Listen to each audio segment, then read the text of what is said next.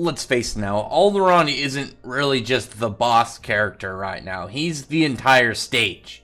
He's the entire stage of this map right now. And it's pretty crazy when you think about it, because we knew for a while he was introduced as literally just being this ungodly gigantic dragon, part of this like almost landscape. But he's got he's got his own will of his own, and now we're actually seeing him like up and at him, getting ready to do stuff. But I didn't think he was gonna have a boss like stage feel to him, because it feels like they're playing a Shadow of the Colossus or something, or some God of War part. I remember that part where Kratos fought Kronos, and it's like you got to fight the giant guy, but you also got to fight all the minions spawning on the giant guy, and that was really interesting, because one thing that I noted previously is like, okay, we're gonna have to figure out what Alderaan's thing is, because all dragon types, they have some special trait to their abilities. Obviously, Natsu can burn magic with dragon fire. Dragons, like sky dragon stuff, can do buffs and whatnot, and debuffs and status effect things, healing. But with Wood Dragon, we hadn't really seen anything, and it looks like it's gonna have this weird like minion like control. So, well, and other characters, they're just figuring out what's going on. Natsu just decides to kind of flex up on Alderaan. I actually really like the opening sequence, because it was this weird zoom in. It showed Alderaan, and then it was just zoomed into the city, and then it was like near a straight corner at, where you could see Natsu's face. And I could just kind of like picture that in my head, like if this was some like funny movie, that it would just have that zoom right in, and then you realize just how small is the comparison, and then he's just like, I'm fucked. But that's pretty much like how he's like, Natsu has just taken this whole part. He's just like, I don't really know what happened. Those ships got completely destroyed. Like, Alderaan's pretty powerful, but how am I supposed to beat somebody this big? He's just kind of like, I need to figure this out. But I did really like that the way that his demolition fist was depicted was similar to when he fought Ikusatsunagi, because he was the biggest creature we had seen at that point. The Pluto Grim was bigger. I think it's like Makarov, Ikusatsunagi, Pluto Grim, Alderaan. I think Alderaan's the biggest. I'm just trying to think of any other really giant stuff off the top of my head. I'm sure you can count like the Phantom Lord mech, or the giant mech bear from the Fairy Girls chapters. But those are definitely the ones to note. And with the size of Alderaan, he makes Ikusatsunagi look absolutely nothing. Dude's gigantic. But Natsu puts up the fist, he's got the flames around it, and then it becomes an eruption of fire, and then he just drives down, and it has like it shows the impact, and then it shows that kind of like upward blast that it started to show with Ikusatsunagi, and then Natsu busts out his demolition fist for the first time. But he just pounds on Alderaan, hits him, and then keeps going, and then just surges beyond it, and he doesn't really notice like much of a difference. And then you have this plant seed guy show up, Wolfen, who is the god seed. He's like the minion of Alderaan, and he's like, you did 1 damage. Alderaan's stats are worth about 100 million, so that attack did 1. So you still have 99,999,999 more times if you do that without him recovering, and you'll defeat him. And that actually made me think, because when it comes to like power-ups, there's always like the general, oh yeah, they get stronger to a degree, but there's always like ones that have stated multipliers. And Dragon Force is funny because like you can look at the version that he fought Zero with, where Natsu said he was like 2 to 3 times stronger. You don't really get any canon numbers after that, but you can go with Dragon Force, at least for Natsu. His was superior to what Gray would have done with Ice Shell, because with Lost Ice Shell, because the Lost aspect like boost is several hundred times. So Natsu should be above that. So he should still have 3 to 600 as the multiplier for Dragon Force, at least. And then with Aetherius Dragon Force, because Alderaan and Mercephobia should still be around each other. It seems like Alderaan might be stronger, but he should still be around that kind of like tier. And Natsu with his Aetherius Dragon Force, which is, it hasn't been 100% confirmed that it's his Aetherius. I mean, it's pretty much close enough that I think we can safely just call it at least that for now until we get proven otherwise.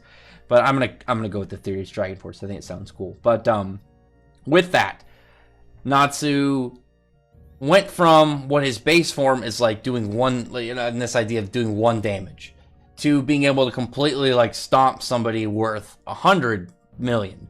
So does that mean that the multiplier for Aetherius Dragon Force is 100 million? I'm super curious of that. That's massive, but I mean it's believable. Like unlocking his dragon dragon abilities plus like the massive Aetherius boost. We know like E&D's strength level. We just don't know what exactly like his extent was. We only saw a fraction of it and what it was capable of too back in the Alvarez arc.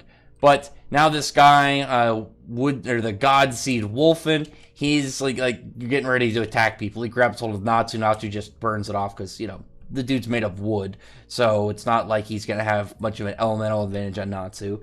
And I know like that was the thing for like Natsu versus Alderaan, but like the power gap and the size gap kind of make Alderaan, kind of make him a little bit too big of a target. But yeah.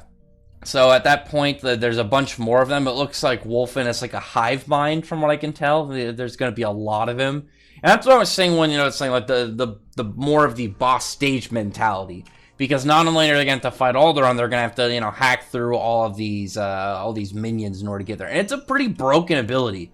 He's saying how he can turn into the most powerful person that they can think of, and that is, at least for Kana's sake, Gildart. So now he has turned into Gildarts, and they're going to have to go against him. And the only difference of this guy's design of Gildarts is that, any of these plant, like, wood clones have this little, like, sprout on their head.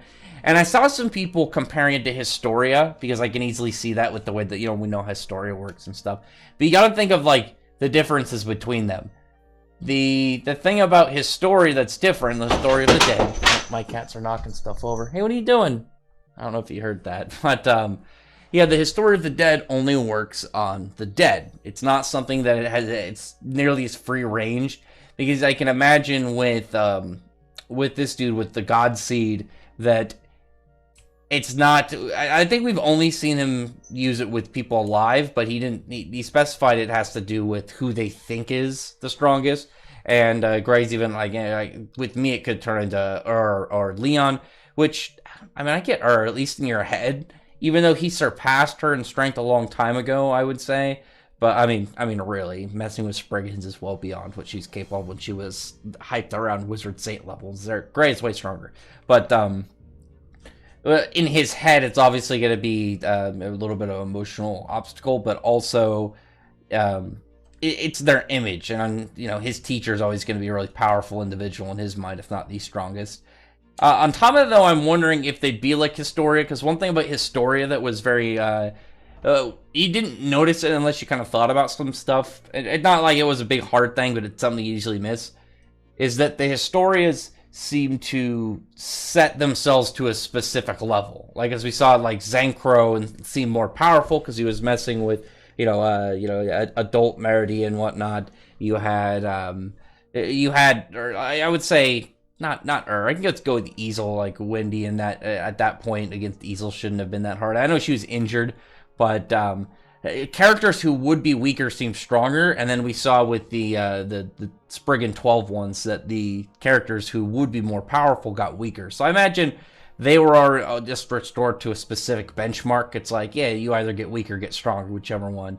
But with this, we're not sure if these guys are just as strong as their normal abilities. Maybe it just has to do specifically with what the person can think of them as, because it comes from Alderaan's ability where he can read hearts and minds.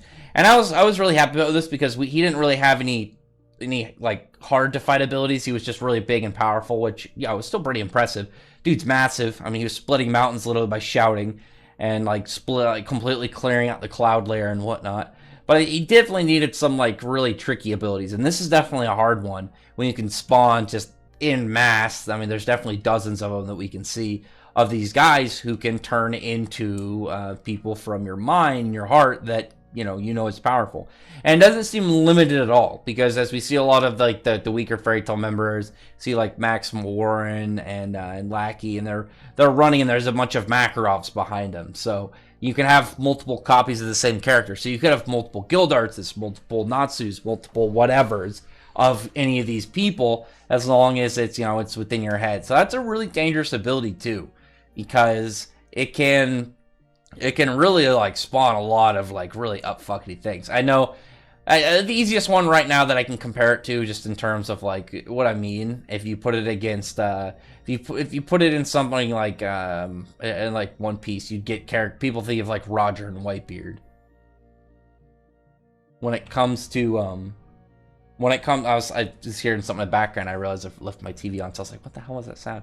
If you put them in like Black Clover, you could get like Lumiere Licht or something. You know what I mean? Those super OP old like characters that are just, you're lucky they're dead, because they're so just beyond the levels of it. A majority of the characters at the moment. But the one that Natsu's with ends up turning into Happy, and Natsu laughs because he's like, "This is the second time I've had to beat up Happy today, so let's just get this over with." And he's like, why is this the strongest guy in your head?" And Natsu's just like, "Well, he always fights with me, so I always saw him as a really strong guy." But I mean, Happy's definitely durable. He's definitely durable. I mean, you can look back actually throughout the series. He takes a lot of hits.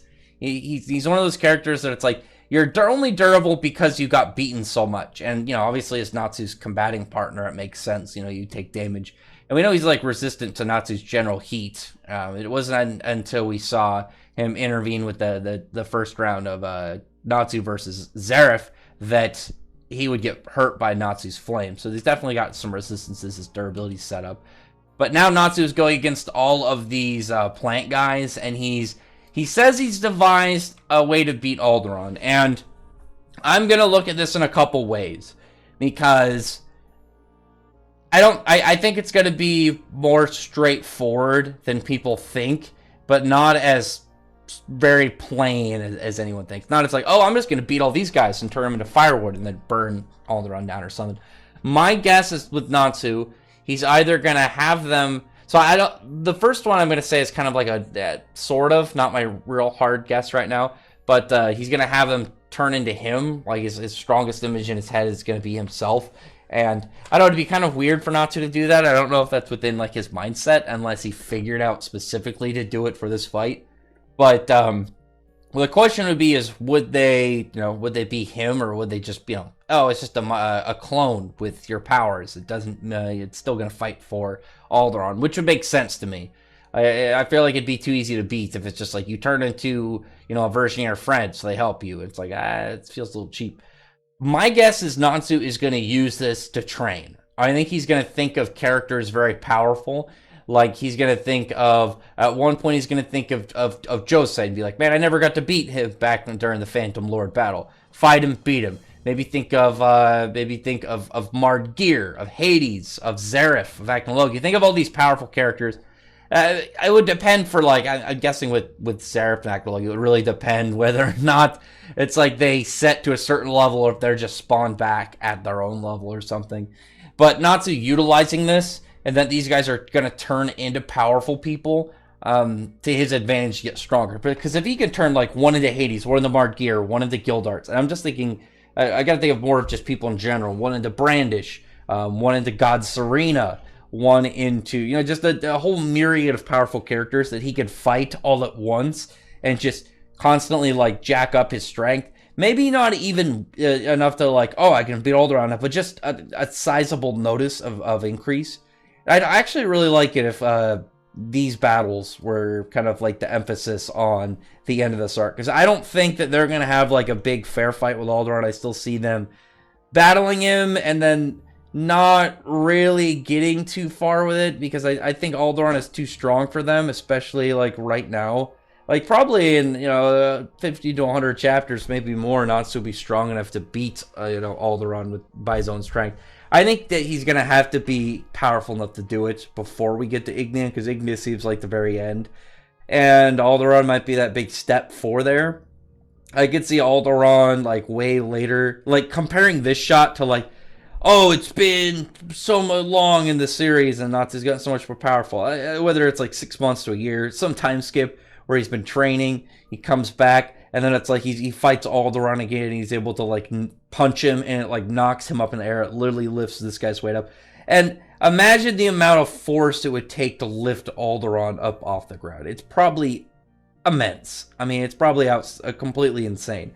And if his boost is, 100 million times what he's at now to get to this level, then he's gonna be absolutely insane. And we'll see. It's definitely one of those things way later down the train, way later down in the series. And I know that there's I know that there's definitely some like bigger stuff happening right now in the overall scape of the series that we don't know about, like whatever's going with Elisaria. What are the Dragons actually planning? Is Ankh Saram going to be a factor in this? There's definitely a bunch of stuff that will probably come to fruition later, because we don't even know stuff like if the White Witch knows about Ankh Saram, if she's going to do anything about it. But from that, I am really looking forward to these next chapters. Unfortunately, like very sadly enough, and I keep saying unfortunately, I always get one word that I just repeat constantly throughout each of the reviews. But I would like this next chapter to go by. I'm pretty stoked. I really like this idea, because that's one of the things I had a lot of fun with the Fighting Festival too. It's like, oh cool, we get to see all these other characters fight. Maybe we get to see some fights we never got to, or some ring matches. So we got a pretty good skirmish between Natsu and Gajil that came out with a little bit of character for each of them. But also the Urza, the Urza versus Laxus fight was fantastic. I love that fight. That was really good. But there's obviously Guild Arts. Them fighting Guild Arts, I think, has got a lot of potential just for a really badass fight. And then whatever Natsu's got planned, I think it would be really cool to see Natsu just like literally spawn into like all these plant guys spawn into characters that he's fought throughout the series, and you just see Natsu going down the lines. I always really liked that idea if maybe he did that against Zeref, because this was way back. It's just a little side racks trivia fun fact. This was way back. I think this was maybe like during the time when the Grand Magic Game chapters was coming out. But I was still thinking of, oh, what would be a thing that Natsu could do later against Zeref? And I was thinking Zeref's abilities, like, oh, maybe he's got necromancy, and when Natsu fights eventually, he'd be able just to like draw up Zenkro and Hades, and you could see Natsu just plow through him really fast, like he did to Dobengal, and it's like, wow, he's gotten so much more powerful. But to see a lot of these guys now, I think will be really badass to get visioned out there. Like, what if Natsu's strongest person is Igneal, so he gets to fight Igneal? I don't know. There's definitely some questions around this whole thing, like I said, limitations on everything that will evolve, everything that'll really involve this next coming part. Until we eventually get either an Alderaan fight, like Alderaan himself, or them realizing, yeah, we're gonna have to pull back, because a lot of them are hurt too. Like Urza can barely stand up. Laxus has just like gotten up after like a pretty sizable beating where he fell asleep shortly after. Jalal's okay. Like, Lucy's group is fairly damaged. Gray's fairly damaged. Natsu just needs to eat some fire. Get some fire in that guy. Get him boosted. He'll be back and ready. The amount of damage he's got is very low, and he can get his magic and stamina back from just eating like a small like campfire-sized amount. It'll be fine. But the fight itself with Alderaan, I'm kind of just like, I don't know if they're gonna really be able to do anything right now. I mean, Alderaan is not only massive, but we know from these statements that he's durable. He's just absolutely like a monster of stamina. But also he's got a very Hax Wood army with very crazy adaptability powers. But other than that, comment below. Tell me your thoughts about this. What's funny is like compared to the last chapter, I think the last chapter read a lot faster. But I think that's just because a lot of the action and stuff. But I think generally there was a lot to talk about in comparison to that. Whereas this one, I think this one is a lot more like normally length. It probably went through a lot of it faster, because there wasn't as many like large scale shots just to look at and view the landscape and see all the visuals and whatnot. But it was really nice just to see like how this is all going to be constructed. And it's not just Alderaan. And it's cool to see the wolf, I almost said wolf people, the tree people, the God Seed Wolfen, I guess it just as a collective hive mind. I like seeing it part of it because it adds an extra flavor to Alderaan's character. but it plays a little bit more on the whole cult thing, because that was like the difference between Alderaan's followers and Mersphobia's followers.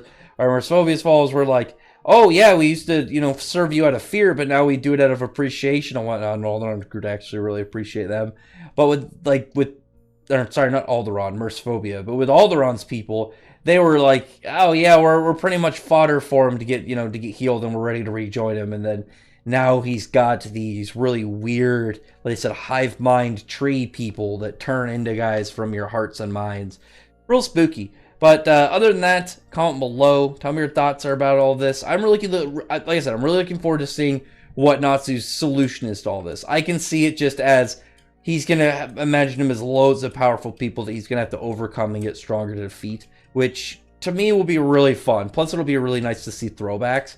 I think it'd be badass to see like multiple spreads of him just, it's like, hey, this chapter is going to be an extra couple pages long, and it's just Natsu beating down like the characters from his past that he's just like, wow, that you used to be a problem for me. I think there's a part in what are the Dragon Ball like little, not a spin-off, but little specials where Goku's just like, oh yeah, that guy's as powerful as Frieza, and this was before I think Super got in the anime, but he was just like, oh yeah, now to come to think of it, Frieza's not very powerful in hindsight. And I was just like, yeah, that would be really cool to see, like, relatively any character have that kind of like moment to think back, whether it was like fight copies or like, virtual stuff or clones. It's just like when they beat him and it's like, damn, I used to be this weak. Like this used to be an issue for me. God damn.